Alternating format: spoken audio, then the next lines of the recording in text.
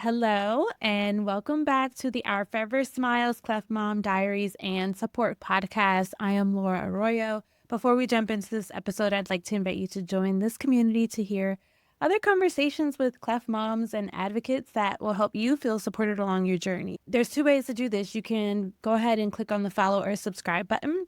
We love your support.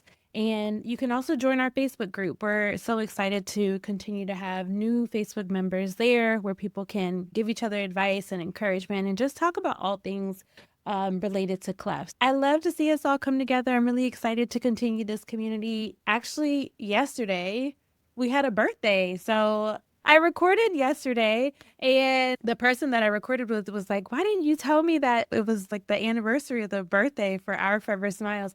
And honestly, I didn't realize it until I made the post. I'm like, oh my goodness, we've been doing this for a full year. And I am just so grateful for all of the things that we've been able to accomplish and the community that we've been able to reach with our stories. And just so many people reach out to me all the time, just sharing how much the podcast has really helped and really encouraged them to not only share their own stories, but to advocate for their children and also to help them feel like they are a little less alone along this journey. So I've just been so grateful to provide or give this platform to the Cleft community. As a note, we are not medical doctors, and we do not intend for you to use the information that we share here as medical advice. We are parents and advocates who love our children, and we are just sharing our own personal experiences. Today, I'm so excited. Erin actually reached out to me as well, which I always say, please, if the podcast has done anything for you, right? You love it, and maybe you hate it. I don't know. Please reach out to me. But Yeah. Erin Ulloa did reach out to me. She wanted to come on and share her story, and I'm so grateful for that. Erin is a wife and mother of two. She has a little girl, Penny Lane. That is an adorable name.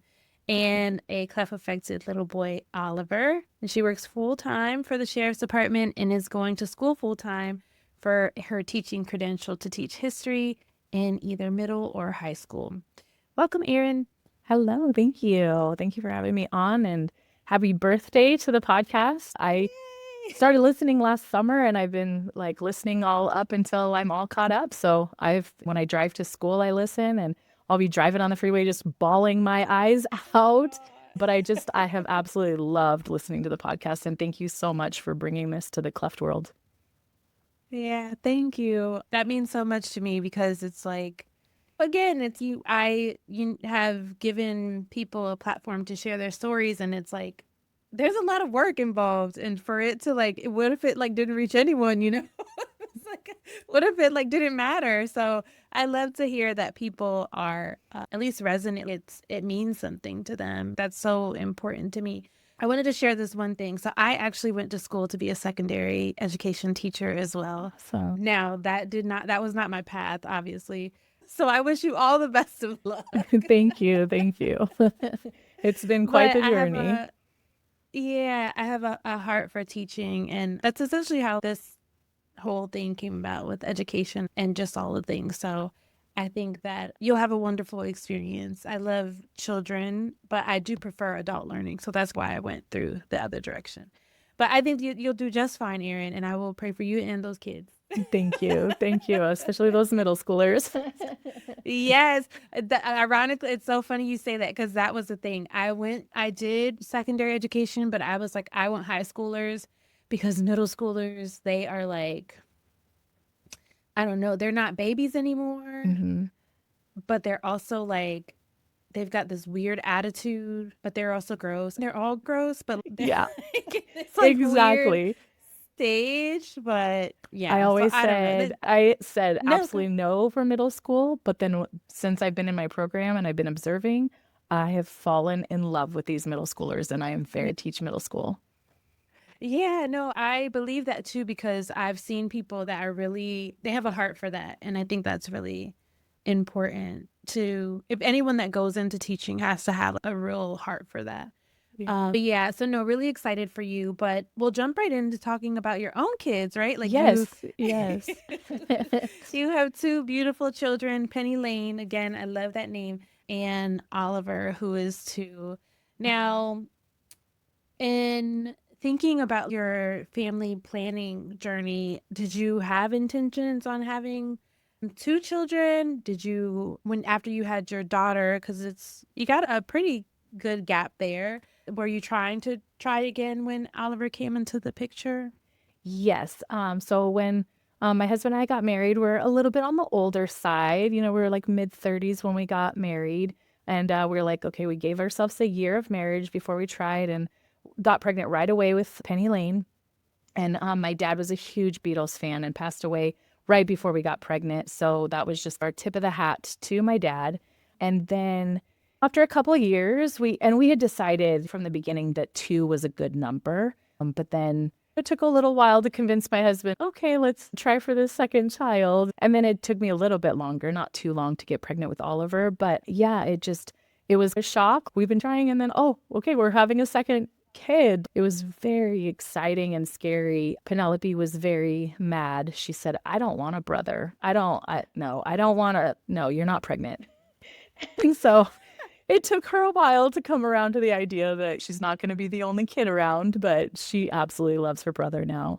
And everything was going pretty smooth. I was a high risk. I had preeclampsia with Penelope, or Penny Lane. And so they were really watching me. I was 40 now. And then I developed what's called, I think, placentia previa. I think that's what it's called, where the placentia is like at the entrance of the cervix. It was very high risk. I couldn't do anything, no cleaning. I couldn't carry anything heavier than a gallon of milk, meaning I couldn't pick up Penny Lane. It just basically was the low of energy I could do just until that moved itself. And by the time I got to my 20-week anatomy scan, it had moved. So we had been praying and everything was great. They were like, you don't have that anymore. You're good. But at the 20-week anatomy scan, she was like, I'm really struggling to see his heart. She said, that doesn't mean anything's bad. He's just really balled up really tight and I can't get a good picture of his heart. So I'm going to have you come back. And I don't know how everyone else's is, but they don't tell you really anything at that anatomy scan. Your doctor has to talk to you later. So just waited for the doctor and she said, yeah, you got to go back. So we went back for the second one and they were like, we still can't see. He's just balled up super tight. And so then they decided to send me to the maternal fetal medicine doctor. And, because I hadn't, because these previous ones, my husband wasn't able to go in with me. They don't tell. I was like, what's the point of you coming along to this appointment? Let me just go alone. They're not going to tell me anything. And boy, was I wrong. Immediately, she said, I see the heart. Everything's good. His heart is strong and perfect. You're good. I was like, all right, we're in the clear. And then she started looking around and then she brings in the doctor and they're standing there whispering. And I'm like, I'm right here. Just tell me what's going on. And so then she came and sat down next to me and she was like, okay, the heart is good. Everything's good. But we have noticed that the baby has a cleft lip. It is a bilateral cleft lip, and most likely he's going to have the palate affected, but we're not sure. We won't know that until he's born. And I'm just like, my thoughts are just racing. Like, what are you telling me? I don't have my husband there. And I was just like really thrown off. And then she proceeded to ask me if I wanted to terminate the pregnancy. I was then at 23 weeks. And in California, you have till 24 weeks to legally terminate the pregnancy. So she said, you don't have time for genetic testing to come back to play a part in that decision. Basically, you need to tell me now if you'd like to. And I said, absolutely not. I don't need to call my husband. I don't need to make any thoughts about this. Like, absolutely not. I'm not going to do this. And she said, okay. And so we moved forward and it was just like, I had no idea. Like, I didn't have anyone in my family that I knew of. Like, that was not on my radar at all. I knew nothing, absolutely nothing.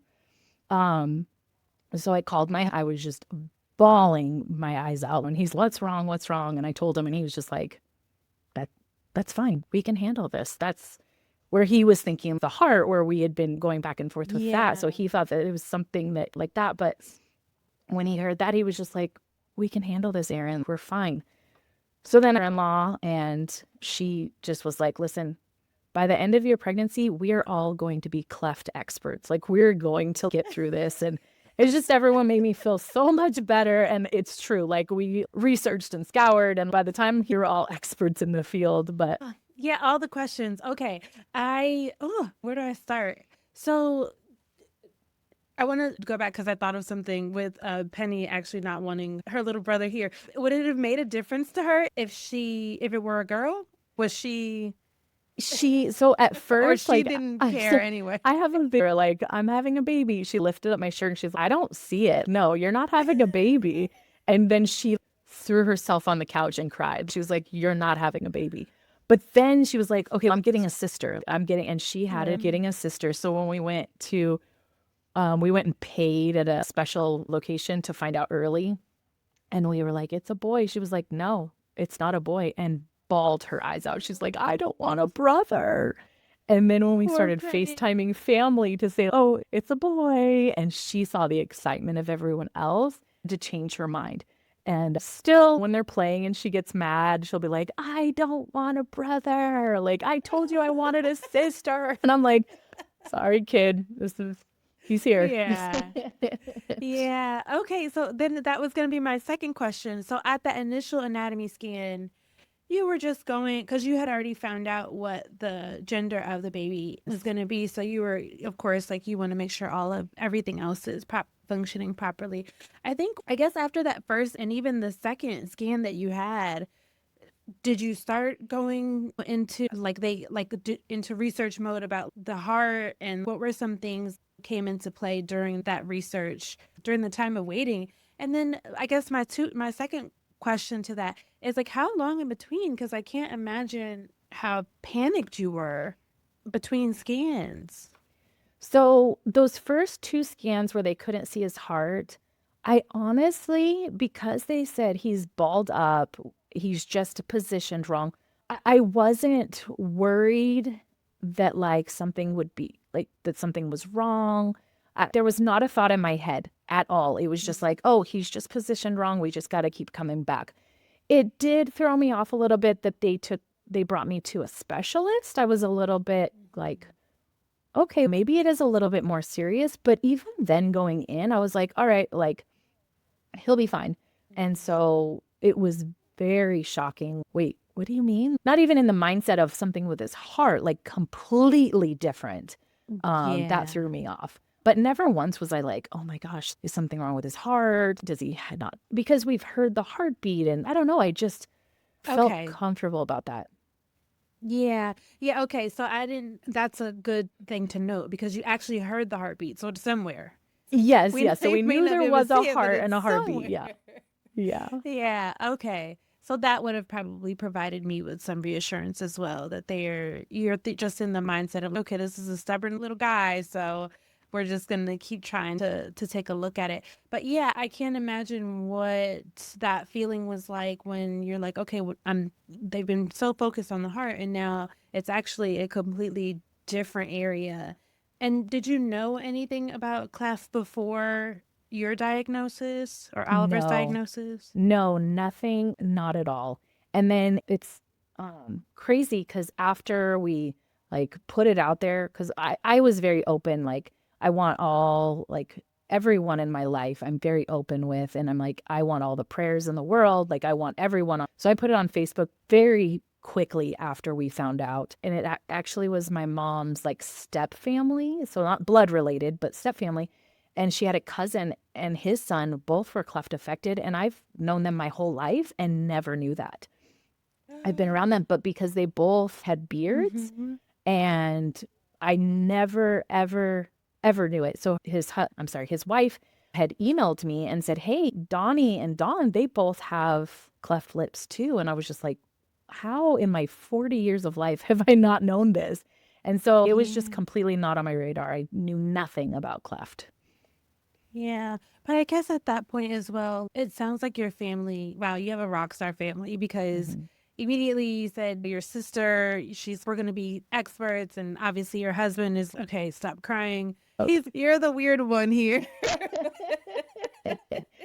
Oh, But yes. you have such a wonderful support system, it feels like, that has really not only willing to support you emotionally, but also willing to do the work that it takes to be like, be well researched and to seek the education and to figure out what it is. And I think that's been one of the things that kind of provides mothers with a little bit more calm in that, so you don't feel like so alone in this journey all by yourself. Yeah.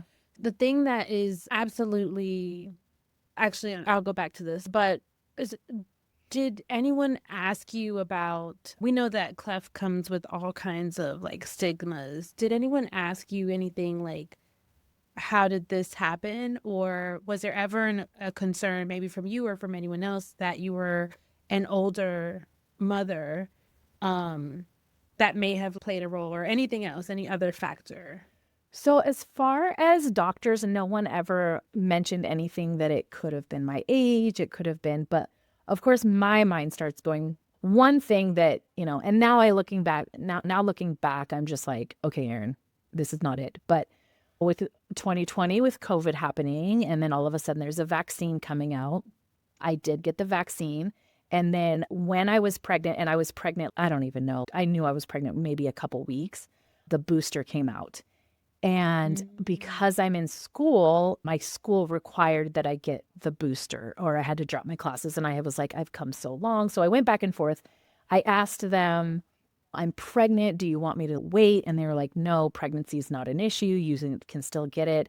And I just remember sitting there getting that booster, literally tears coming down my eyes, going, is this the right decision? Is it wrong? Is this going to cause issues? Because it was so new. And I was just very nervous about it. And so that initial thought was like, is this because of that shot? Is this my fault because I got that shot? And now that I've been in the community and I've some research, and I know that this is more common than a lot of people realize. And I don't think, it was my fault anymore. I don't put blame on my husband or I at all. It's just something that happened. And here in California, you go anywhere, you go to the gas station, you go to a restaurant, signs everywhere that there are chemicals that can cause birth defects. It could have been anything. So on my husband or I at all, and I don't carry that. It's just something that has happened.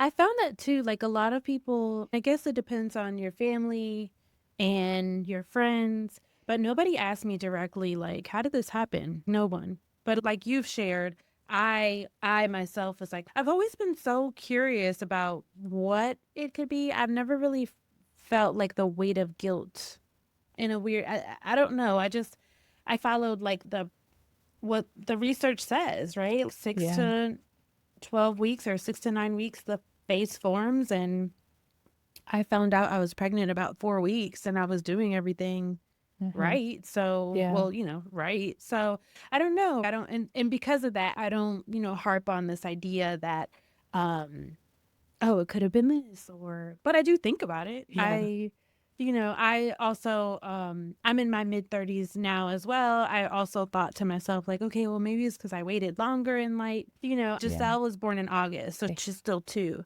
And so I also thought about that. Like, I got the vaccine and I also did get the booster. So we were probably doing these things around the same time. And it makes you curious about what it could have been.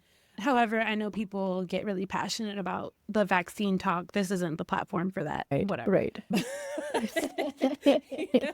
If you want to go down that rabbit hole yourself on Reddit, go ahead, but not here. But yeah, so I do that. I'm like you. I did go down that whole feeling of just what could it have been, but I don't have the weight of the guilt. The thing that is really shocking about your experience that I have never heard of is that your doctor not recommended, but suggested termination. Right. Based on what you have heard from the community, I know there have been a few threads that I've seen, and I don't know whether it's just a little traumatic for me. I don't really deep dive into them, but how often does that happen? And did you ever go back and, I guess, look at what you should do? I know you made that kind of decision. That's not what we're going to do. But did you ever take a look at, okay, not knowing what a cleft was or what it entailed or what their life or Oliver's life would be like, right? Was that ever a moment that you were like, okay, is that because he suggested it? Is that something I should do?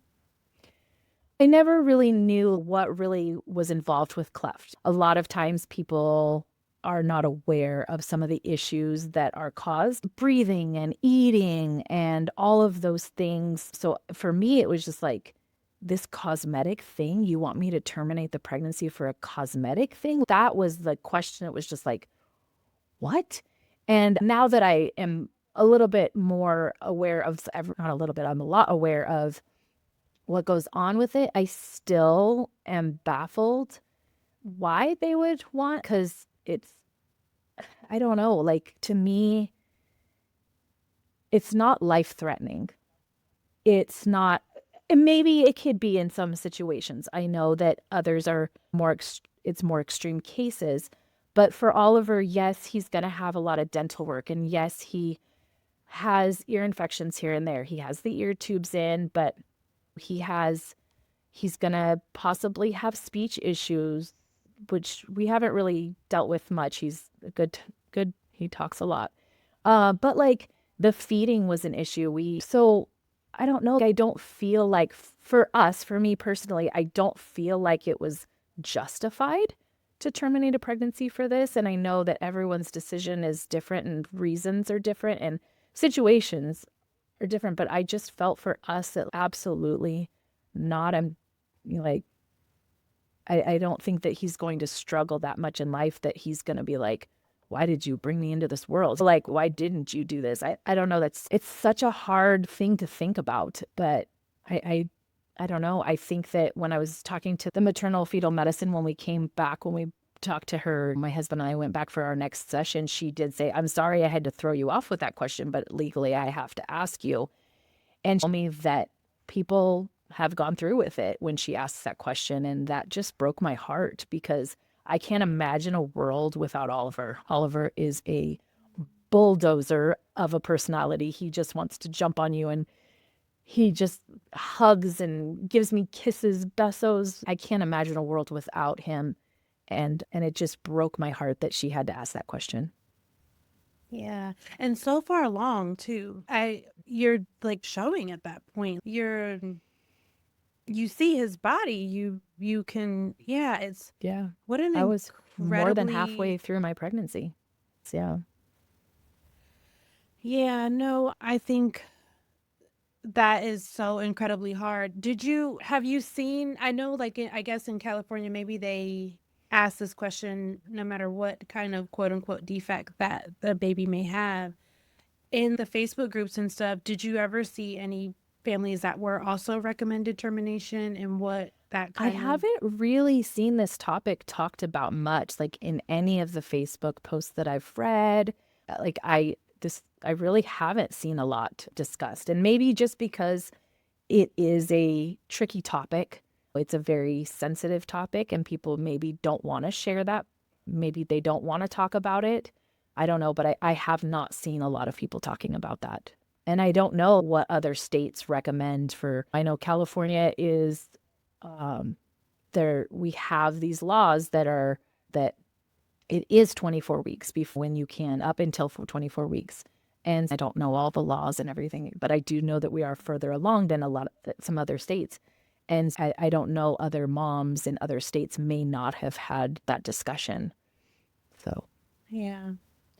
Yeah, no, that is, I'm so like taken aback by that because as you know now, right, given the research that you've done, there is absolutely no reason to terminate a pregnancy for a child that has a cleft lip and right. palate. They live very happy and full lives and they come with a little bit of attitude, like Yep. Yep.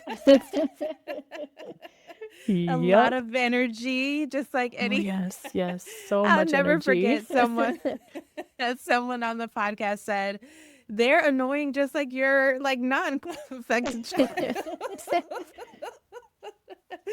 And so it is one of those things that I mean, I am just blown away that is even in the category of, okay, this is a cause for, we have to say this even legally. Like, it's just, yeah.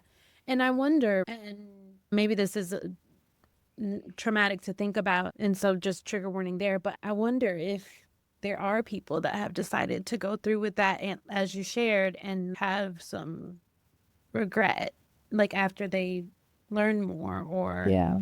done more research. What was your husband's response to that? I'm sure you've shared that story with him because you were alone that day. What was his thoughts So on? when I was on the phone with him to tell him this is what's going on, I did mention they said this and I said no. And he said, oh, 100%, I'm with you. There's no way I would want to terminate this pregnancy. He was on board and I know his heart for these babies, and I just know his, outlook on life. I knew he wasn't going to even question my decision. So I knew he would be on board, and he was very supportive of like, okay, so. Yeah, that's wonderful. And so after you leave the office, your decision is made. What, you have the support of your family. Where did you turn to for support and research and education on the topic? So I immediately thought of, I work for the sheriff's department, and one of my sergeants, which I knew that his son had a cleft lip and gum notch, but because it wasn't really on my radar, it was just like, oh, that's something that they go through and not really think much of it.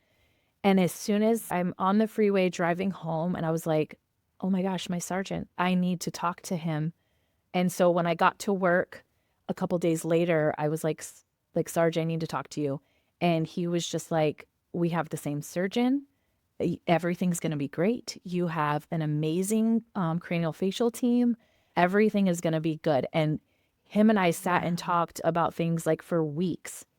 And just every time I'd be like, I had another doctor's appointment, this, and his wife suggested one of the Facebook groups. So I immediately got on there and just started scouring things. I started looking for babies' pictures that had the bilateral just to get an idea. We had the little ultrasound picture. And so I was just like scouring, like trying to find pictures of what is he going to look like. But it was really great being able to have my sergeant and his wife who've walked through this point me in the right direction to get me to those Facebook groups. And I feel like by the time he was here, like I was ready. Like I was ready to go through all the things. We met on the phone with someone from the cranial facial team, and she took us step by step from he was born until he's 18. Like just, this is obviously there was some, we weren't really sure about the palate. We weren't really sure about this and that. And so there was some like, if he's this, we're going to do this. And if this is, but basically laid everything out for the next 18 years. And I just felt coming away from that appointment, my husband and I just looked at each other and we were just like, everything is okay. Like we're going to get through this. So, Yeah. Yeah, that appointment is sometimes can either people come away with it like how you did, or they feel so overwhelmed by all of this like information and all these surgeries and stuff like that. But I'm so glad that like they were able to be resourceful. And I think that your surgeon's like bedside manner in that moment is really important Mm. because you can walk away from that like feeling, oh my God, my baby's going to be in pain for the rest of their lives. Or yeah. you can walk away from it like, okay, we're ready to take this on. And it's important also to feel really comfortable with your team too. And it is also, that's so great that your surgeon was able to give you a firsthand experience, because while the medical doctors often give, they're great, right? They serve a purpose. There's nothing like hearing it from another family that has gone through it. And hence Yeah. why this podcast exists. And so you're so ready, right? Like you're ready for Oliver to come into this world. So what was that day like? Your labor Oh, and delivery story.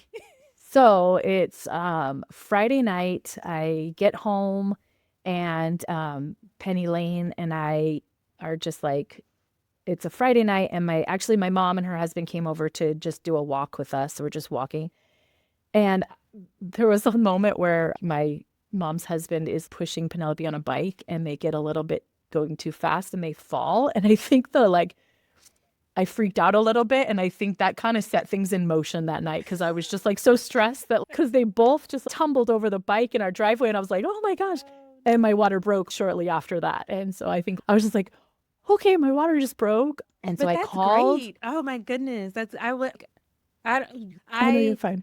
wanted the I wanted to have my everybody I feel like wants their water to break. They don't want to be waiting around so long because that's when they'll admit you if your water breaks.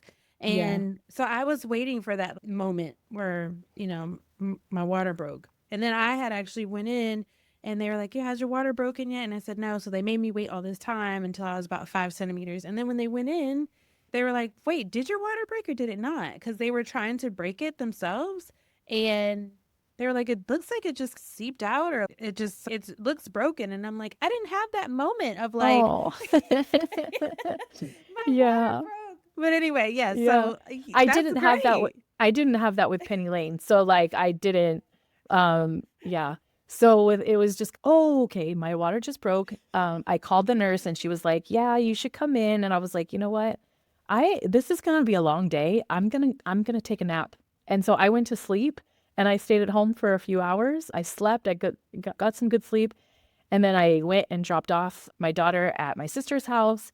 And then we just casually just went to the hospital. I was like not in a rush or anything.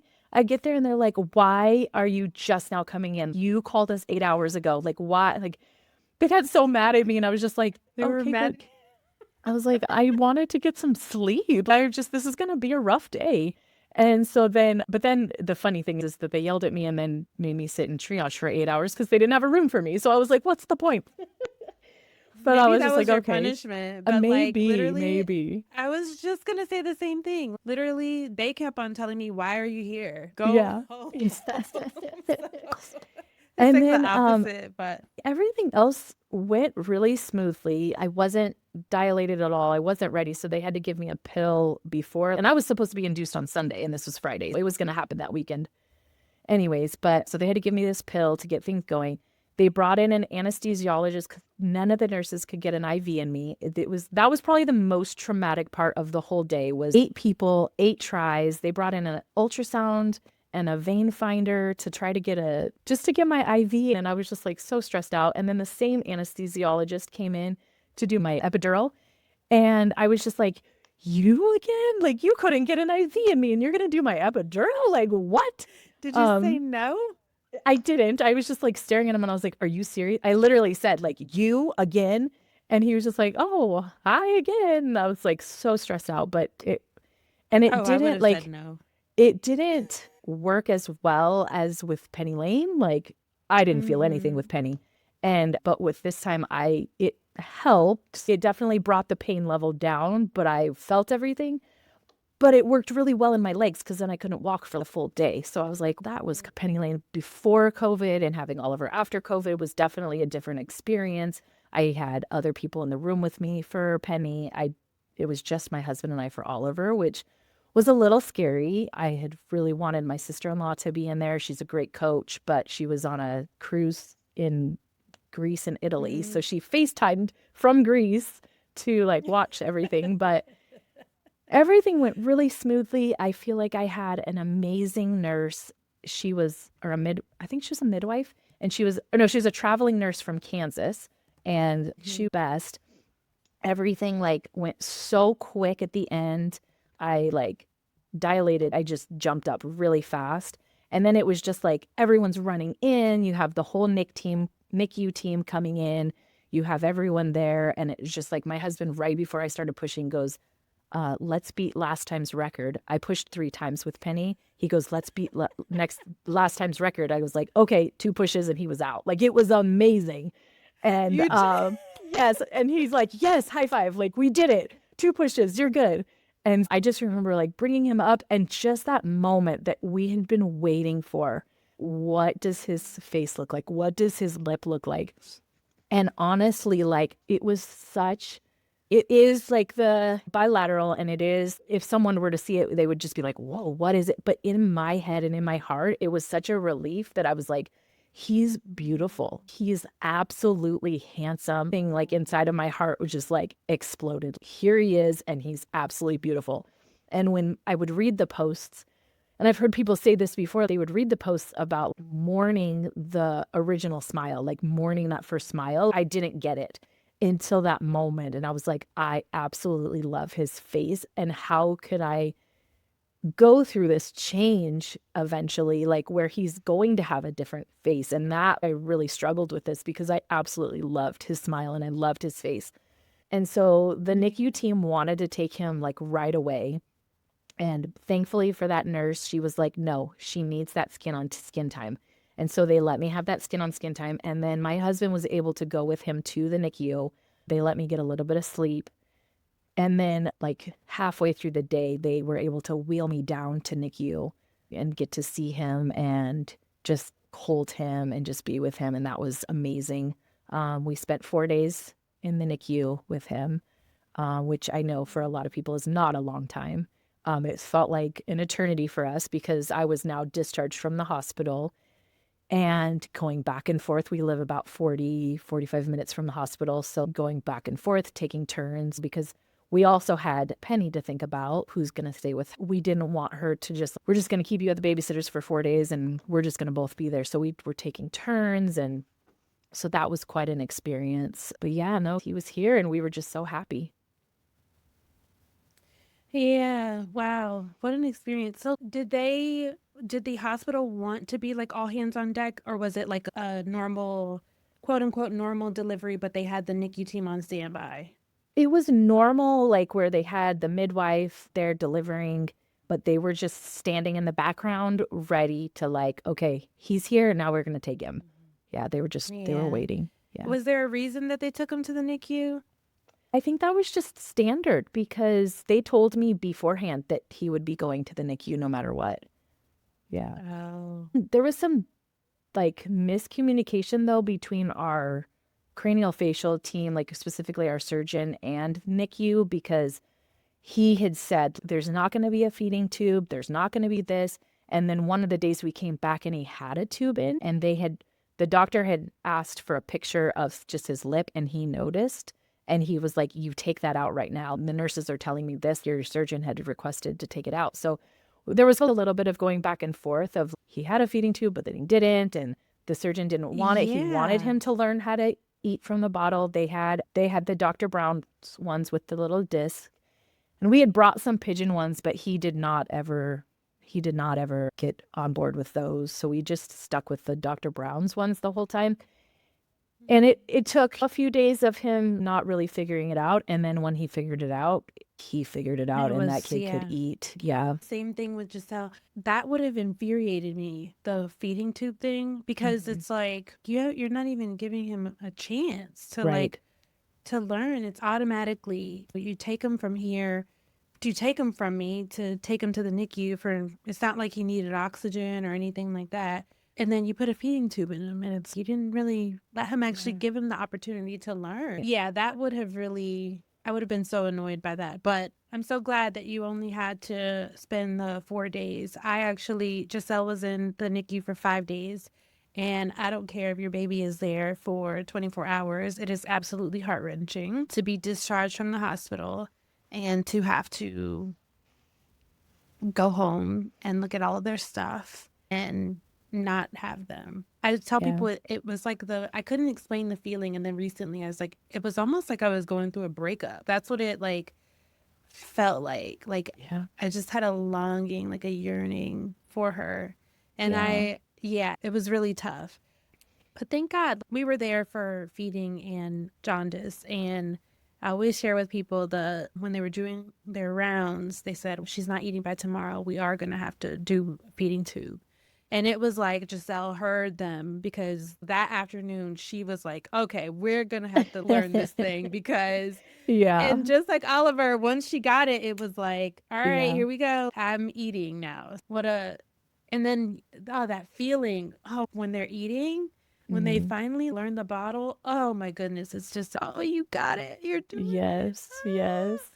It's so much pride in that.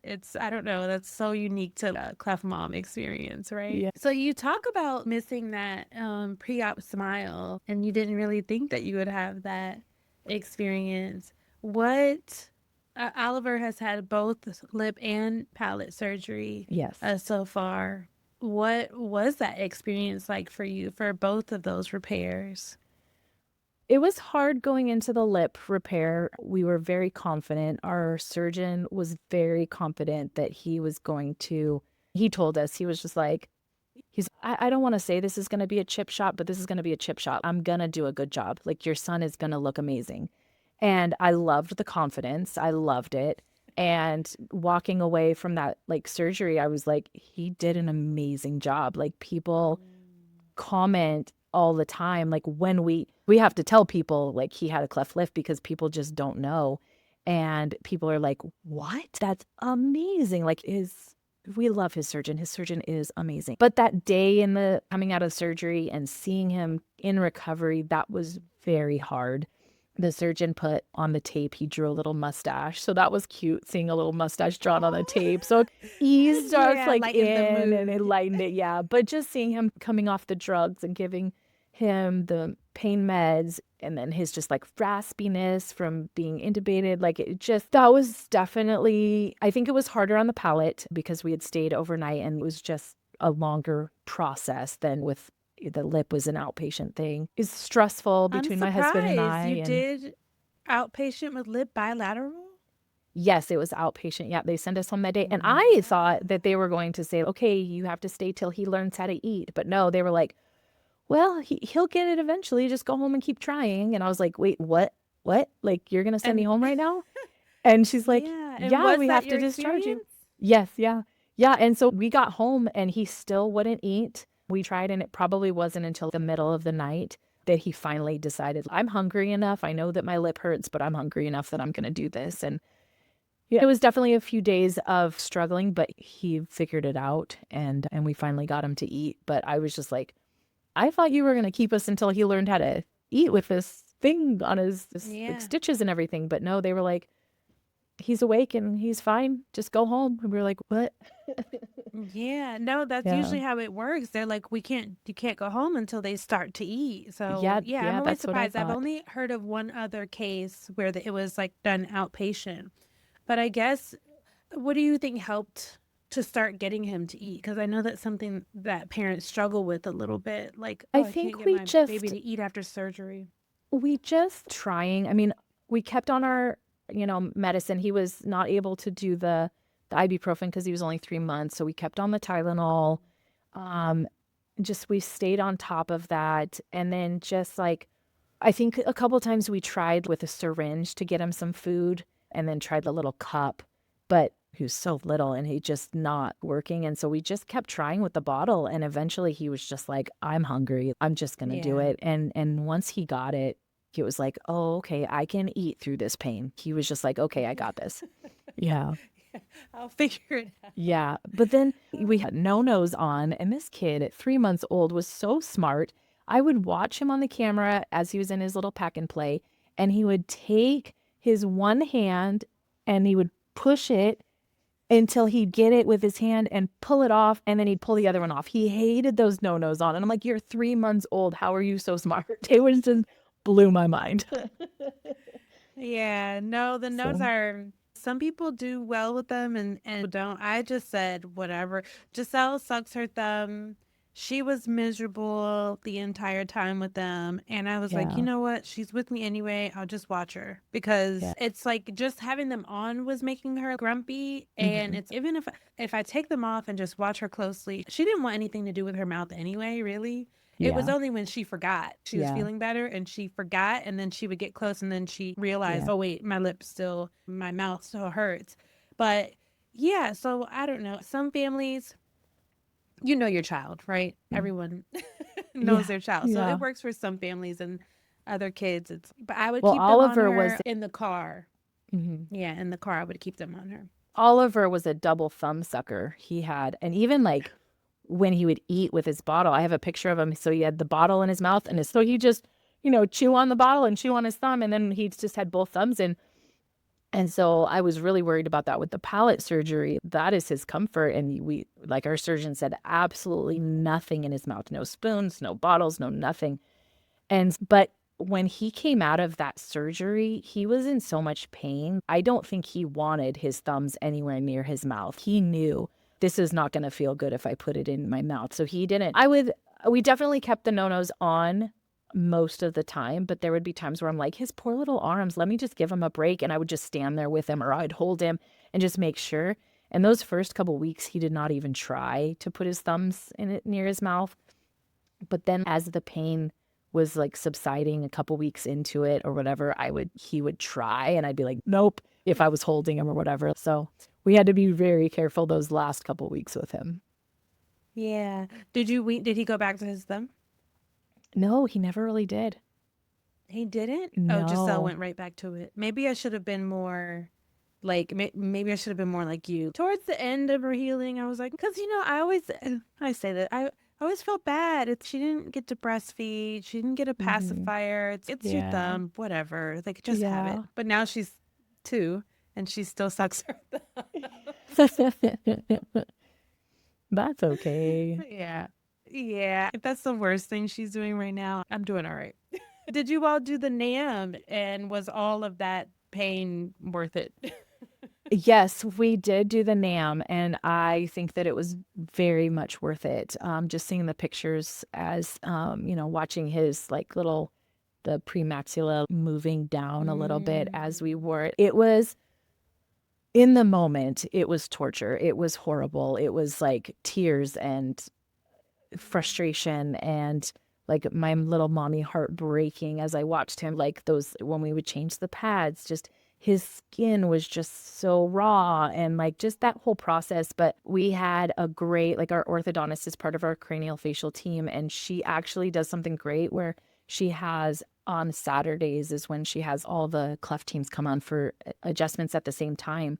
So we had 5 families every Saturday morning as she's adjusting all of Oh, them. I love And we that. were just able to, we were the newest to the group. So we were able to sit and talk to parents as they're getting ready to go to their surgery and as they're going through all of the stuff. And they were able to give us some tips on different things. And because that's right away, we met with the orthodontist as soon as it was like 5 days. Like it was like into his life because we got out of NICU, went and met with the surgeon, and then went and met with the orthodontist. It was right away. And we love her so much. And she just has this heart for these babies and wants these parents to have this connection. And so she brought us together, and that was great. I definitely would do the NAM a million times over. I think that it was totally worth it for our situation and for Oliver's everything. It helped everything get into place for surgery. And I think that it really made a big difference. Yeah, I've heard that. I spoke to a pediatric dentist. She's in El Paso, and she told me that she also does that. She tells parents like to come at the same time so that they can see each other in Yeah. the office, because I think it's a really rough experience. Mm-hmm. And I think one of the things she said is this is your first visit, but look at the mom and coming in to get their adjustment and coming in and out. And that's going to be Yeah. you. Yeah.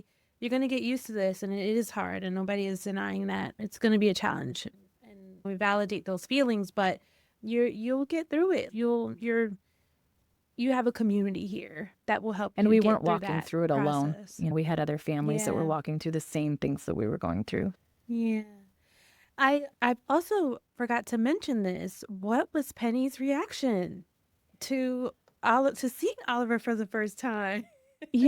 She didn't really it didn't really phase her much. Like we prepared her, a lot. We talked a lot about Oliver's face is going to look a little bit different and his face is not going to be, what you think. And I think she was just like, okay, like no problems at all. Like she was just like, okay, whatever. Yeah, no, like there was no, she was very excited. She didn't know when we were coming home. So we recorded that. And I think we threw her off a little bit. Oh, he's here. Like you could just see her Yeah. face, like, oh, that's my brother. He's actually here. But she just, I don't think she really had much of a reaction to anything that cleft related. She was just like, Yeah. all right, that's my brother. This week, I read to her kindergarten class and we took one of the Cleft books, Jack's New Smile, I think is what it's called, and read it to her class and we shared pictures of her brother. And so she was very excited. I asked her, is this okay if we read this to your class? And she was like, yes. And just sharing that with her classmates, she was very like proud sister moment. And so that was really great.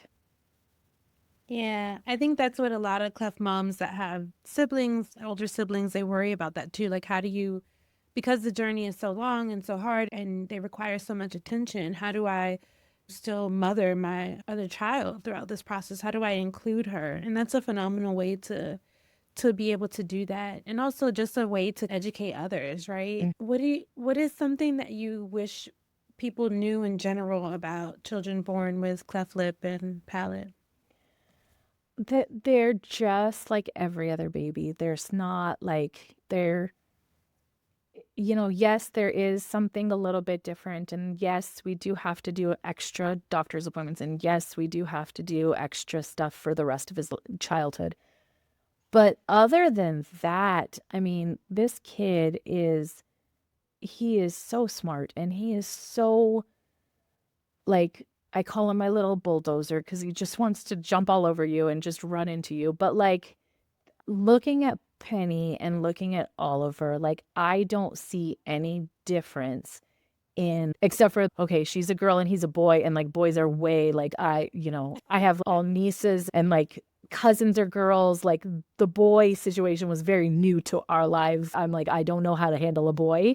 And other than that, though, these kids are so resilient. They are so amazing. They have had to deal with things that the rest of us haven't had to deal with since the day they were born.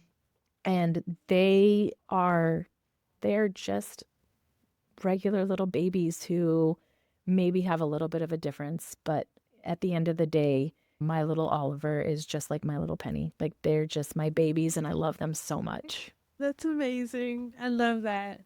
And what do you think your journey has taught you about life and family and yourself?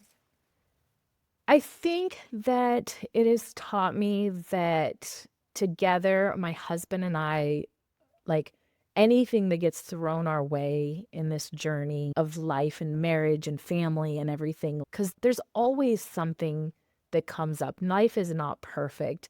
And I think that it's just taught me that if we work together, we trust in God and we trust in each other, that we're going to get through this. We're going to get through this life together. And I think it's brought us stronger together and it's brought our family stronger together, having this journey that we've been on.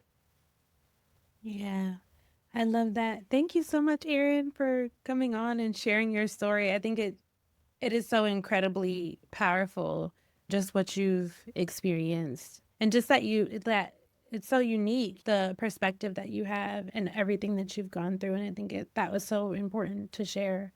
So Yeah. thank you for being on. Thank you so much. Thank you for doing this podcast and thank you for having me on. Yeah. And thank you all for listening to the Our Forever Smiles, Cleft Mom Diaries, and Support podcast. Be sure to subscribe and submit a review of the podcast wherever you listen. I hope that you've enjoyed this audio experience. Maybe you cried a little, laughed a little, but more importantly, I hope that you feel a little piece of reassurance and even joy in your journey. Talk to you next week.